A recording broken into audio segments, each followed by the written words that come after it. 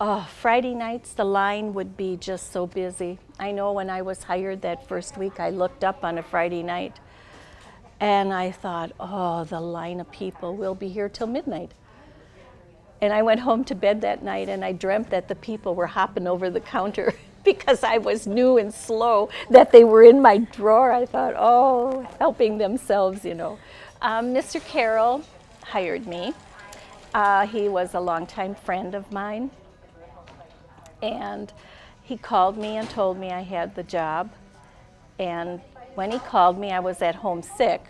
So he wanted to know why I was home. And I said I was sick. And he goes, oh, well, you're hired at the bank. And I just was like, oh my goodness, you know, a new job, you know. So he said, you come in Monday. I said, okay. And I was always a little afraid of him. I respected that man very much. So I came in Monday and I stood at the door because everybody at that time had a key and you could let yourself in, but I had to stand there. So Nancy Snyder came to let me in, which she became a very, very dear friend of mine. And she opens the door and she said, what are you doing here? And I said, well, Dennis told me to come in Monday. I'm hired. Well, what's wrong with him? And I go, well, I'm here.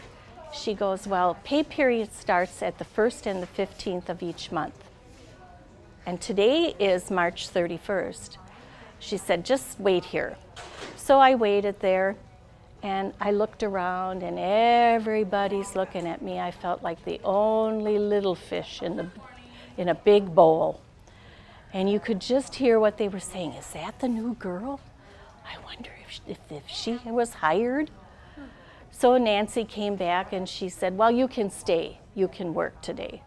So, okay, I worked and I had fun. And actually, I got paid $20 that day for working. And that was back in '74. To me, that was gold when I went home that night.